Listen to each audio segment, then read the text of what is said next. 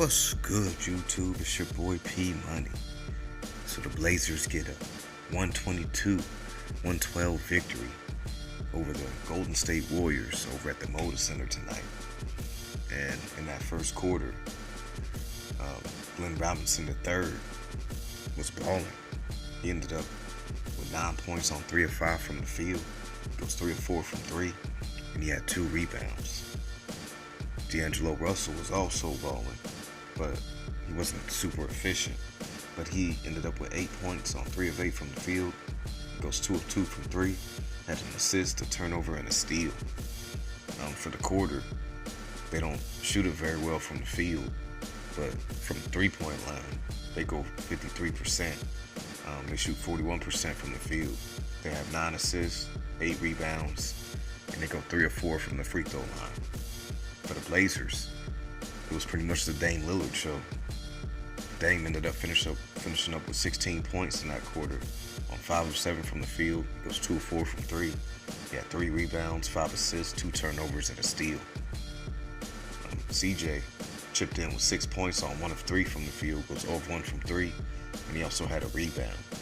But the Blazers were shooting 58% from the field, and they go 44% from 3, and they go 12 of 13 in that first quarter from the free throw line. And they had 6 assists, 16 rebounds. And the Blazers were up 40-29 after the first quarter. But that second quarter, the Warriors ended up scoring 37 and ended up pulling to within 1 at halftime with D'Angelo Russell balling. He goes for 18 points on 6 of 12 from the field, goes 3 of 4 from 3, had 2 assists, a turnover, and a steal. Glenn Robinson still had it going with 11 points on 4 of 6 from the field, goes 3 of 4 from 3, had 3 rebounds. And at the time, the Warriors bench had 25 points to help make that comeback from that 11-point deficit. And Draymond Green was definitely not a reason why they made that comeback. Green ended up with 2 points on 0 of 3 from the field, had 3 rebounds, 2 assists, and 2 steals. For the half, they go 44% from the field. They're still shooting 53% from the three-point land, and they ended up making 10 threes. They had 15 assists, 20 rebounds, and 4 turnovers. They also went 10 of 14 from the free throw line. And Draymond Green is pretty much stealing money right now from the Warriors. For the Blazers, Dame Lillard still had it cooking. He went for 20 points on 6 of 12 from the field, goes 2 of 4 from 3, had 5 rebounds, 7 assists, 3 turnovers, and a steal. CJ chipped in with 13 points on 4 of 9 from the field. He goes 1 of 3 from 3, had 3 rebounds, 2 assists, and a turnover. And Melo also chipped in with 12 on 5 of 8 from the field, goes 1 of 3 from 3, had 3 rebounds and a turnover. And Whiteside, he already had 11 rebounds and chipped in with 6 points on 3 of 4 from the field, and he had a block. For the Blazers, they were shooting 49% from the field, 38% from 3, and they made 6 threes at the time and went 15 of 16 from the free throw line. Had 11 assists, 29 rebounds, but they had 9 turnovers at halftime, and that was pretty much what helped the Warriors come back in that quarter, and making threes. That really helped them. And the Blazers were up 67-66. But in the second half, the Warriors started off kind of hot, but it didn't last for too long.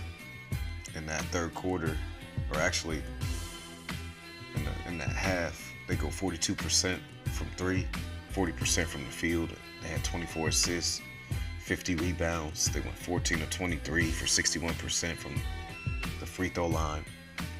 They had 17 offensive rebounds, which was +3 against the Blazers. And they also were +2 in turnovers. They only had 8. D'Angelo Russell, for the game, he went for 26 points on 9 of 23 from the field, Goes 5 of 12 from three-point land. Had a rebound, 7 assists, a turnover, a steal, and 2 blocks. Glenn Robinson III finished up with 17 points on 6 of 13 from the field. He goes 5 of 7 from 3, which is a career high. He had 4 rebounds, a turnover, and a block. Alec Burks off the bench. He scored 16 points to lead the Warriors, but he shot a terrible 6 of 20 from the field. He went 4 of 9 from 3. 6 rebounds, 4 assists, 2 turnovers, a steal, and a block. Draymond Green finished up the game with a triple single. 7 points on 2 of 6 from the field. Made 1 3, which he, for some reason, decided to look at the Blazers bench when he hit that 3, like he was really impacting the game at the time. He had 5 rebounds, 2 assists, 3 steals. He also finished up with a -8 in the plus-minus, and he played 29 minutes.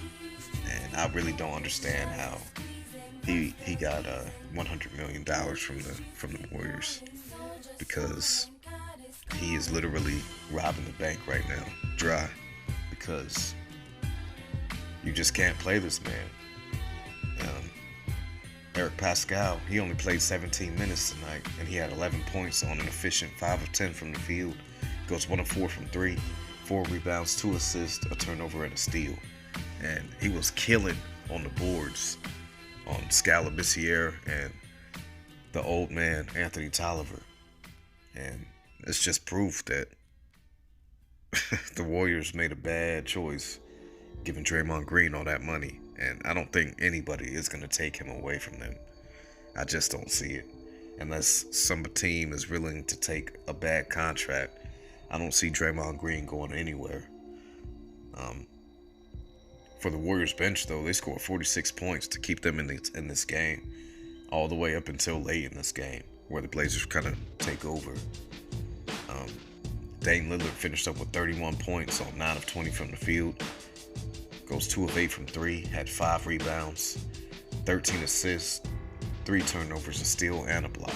So he was out there facilitating, getting to the basket. I mean, he hit 2 threes. I mean, he took a lot of contested threes tonight, but his finishing tonight was really good. CJ McCollum was super efficient tonight. He went for 30 points on 11 of 19 from the field. Goes 3 of 8 from 3, which he took a couple of bad threes as well. Had 5 rebounds, 3 assists, 2 turnovers, and a steal. But that man was cooking from mid-range, and he was also finishing around the basket as well. Melo, he finished up with 17 points on 7 of 17 from the field. He goes 1 of 4 from 3. He had 8 rebounds, a turnover, 2 steals, and 2 blocks. So anybody trying to say Melo doesn't play defense, I want to say this is like the 5th game in a row where he's had at least 2 steals. And he also added in 2 blocks tonight. So Melo is balling on both ends of the floor, and every team could use Melo right now that is in need of a wing. You know what I mean? He's been excellent, and he is a huge reason why the Blazers are the number 8 seed right now. Yeah, I understand that the Kings have percentage points over us, but we have the tiebreaker over the Kings. So technically, the Blazers sit in that 8th seed right now. And that's a huge accomplishment, and that's a testament to what kind of impact Melo has had for this Blazers team since he's been there. Excellent. And general salute to Melo, man, for bringing such a huge impact to the team when all these injuries, which are still occurring right now, he's still out there getting the wins that the Blazers can get. You know what I mean?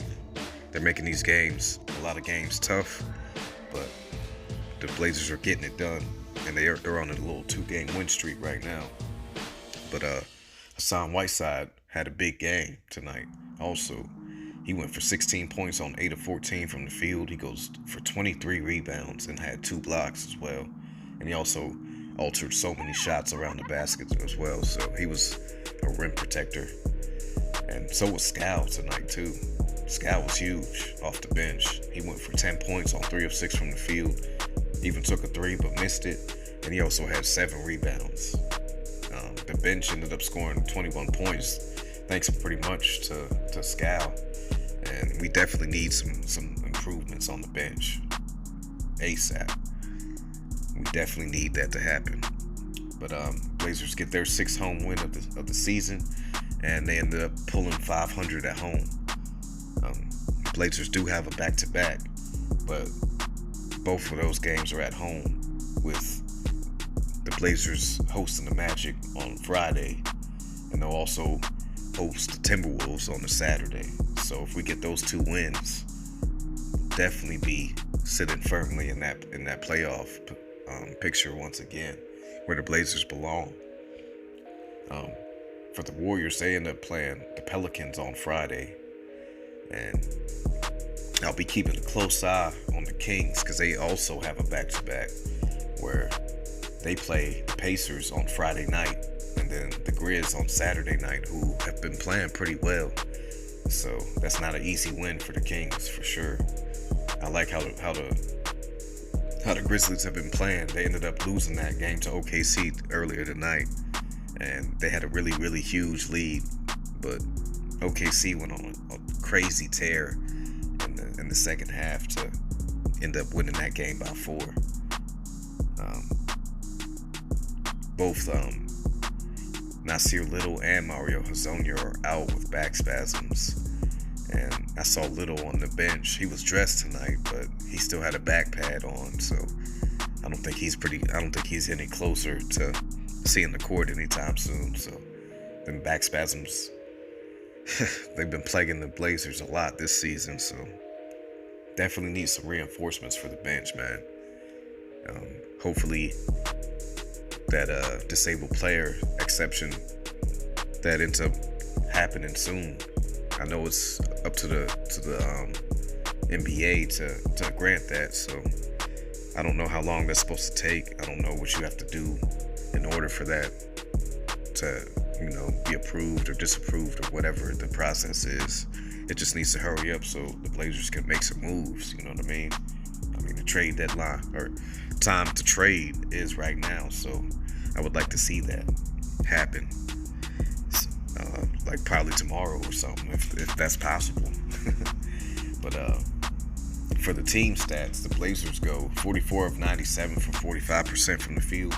They go 9 of 31 for a terrible 29% from three-point land. They go 25 of 28 for 89% from the free throw line. Of their 44 made baskets, they get 19 assists. They pull down 57 rebounds, get 14 of those offensive. They get 6 steals, 8 blocks, and they have 10 turnovers. So they definitely cleaned up the turnover battle, especially in the second half. They only ended up having only 1 turnover in that second half. The first half, they were kind of sloppy with the ball.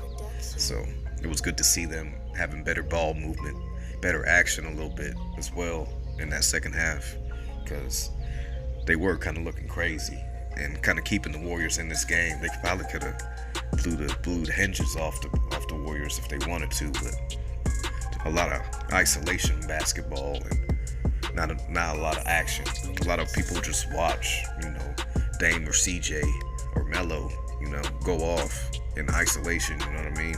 That's kind of what the team is doing right now, and it's working right now. But I would like to see more ball movement, more players touching the ball, so to get those guys like better looks. You know what I mean? Like pretty much everyone understands that Dame, CJ, and Melo are gonna get the bulk of the shots. You know what I mean? So got to make it more tough for teams to actually have to move around and shift their defenses, switch on guys and stuff like that. You know what I mean? Like, I need to see that more often for the Blazers. They did do it a lot in stretches, but this is sometimes where they just, jack up a shot real early in the shot clock. You know what I mean? A 3 or a mid-range, like 1 or 2 dribbles, a move, and then take a shot. if they move the ball a little bit more, I think it'll be a lot more easier for them. And they should probably play a little bit more through Melo, since he's been playing so well on offense, and he's been shooting the ball really well. So I would probably use that pick and roll with Melo a lot more often with Dame and CJ. For the Warriors, though, they end up going 41 of 103 for 40% from the field. They go 16 of 38 for 42% from three-point land, which is a season high for them in three-pointers. They go 14 of 23 for 61% from the free throw line, which is terrible. Of their 41 made baskets, they get 24 assists. They get 50 rebounds, 17 offensive.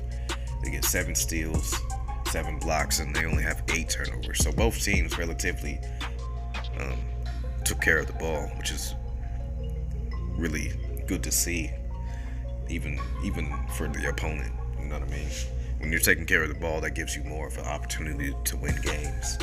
But them not shooting well from the field or from the free throw line really hurt them a lot this game. But other than that, I don't really have much else. On to the Magic, and I believe that the Blazers will get a win at the Moda Center again.